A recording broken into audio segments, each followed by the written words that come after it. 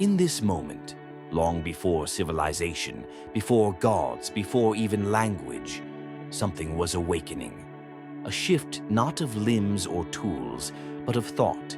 Beneath fur, behind bone, hidden in the coils of the brain, the first whisper of the self.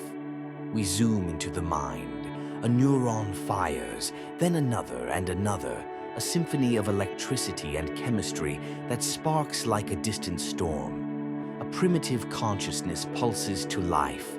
Before we built pyramids, before we painted on cave walls, before we named the stars, we invented something far more profound.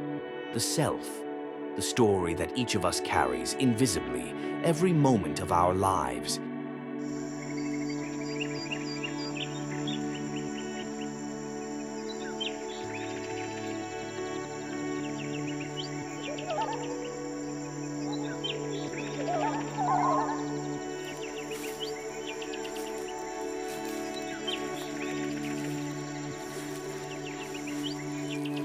Even among our distant cousins, echoes of the self are present.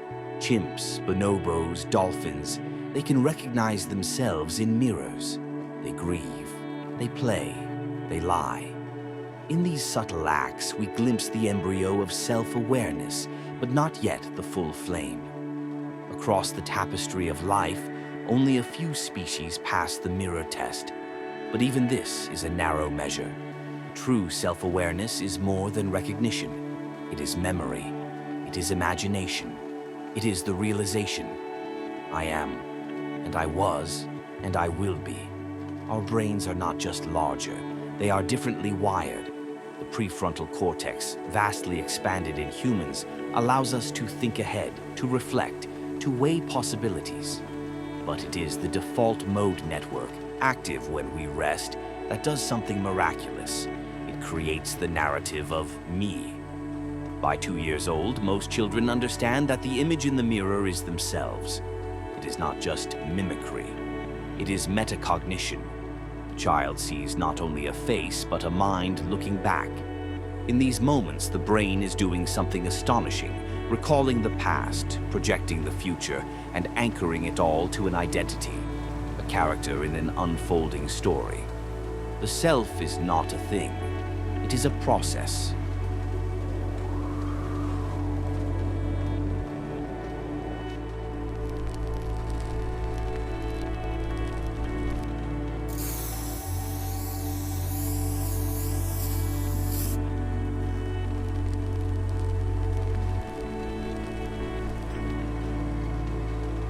This is not just art. This is identity. These are not decorations. They are declarations. I was here. I saw. I remembered. I mattered.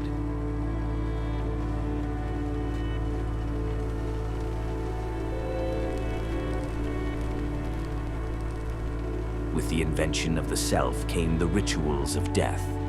We began to bury our dead with care, with tokens, with ceremony. We began to fear. We began to hope. The invention of the self brought with it the terror of loss and the dream of meaning.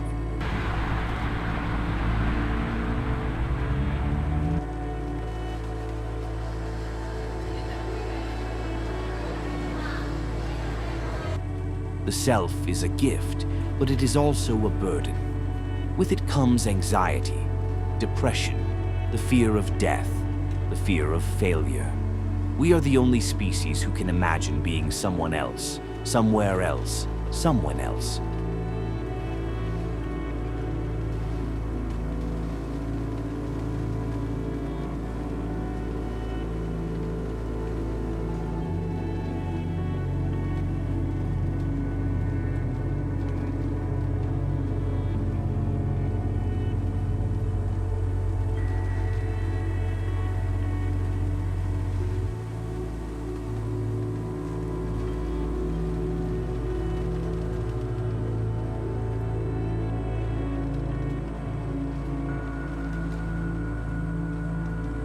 We've built entire systems, psychology, religion, philosophy, to understand this awareness, to control it, to escape it, to enhance it.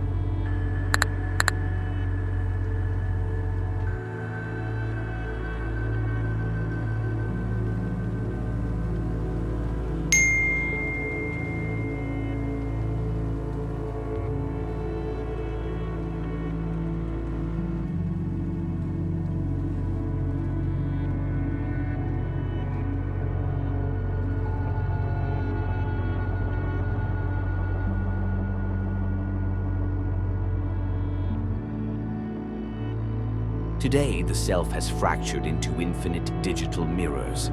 We curate, edit, filter, brand, all in the hope that someone somewhere sees us, knows us, confirms that we are.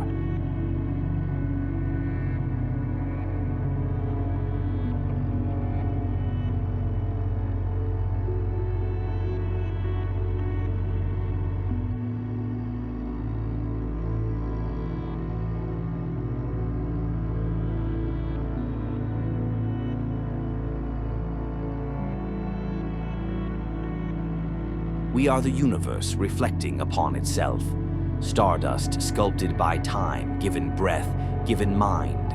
We are the echo of ancient fires, the inheritance of apes, the dream of atoms. The invention of the self was not a mistake. It was a leap. It gave us stories, songs, article love. But it also gave us fear. And yet, through that fear, we create beauty, meaning, connection. So the next time you pause, lost in thought, asking, "Who am I?" know this: you are not alone. That question is the oldest story we tell. You are not just alive. You are aware. You are becoming. If this journey moved you, if it sparked a question, an idea, a sense of wonder, subscribe and join us as we explore what it means to be human. This is just the beginning, because the story of the self is the story of us all.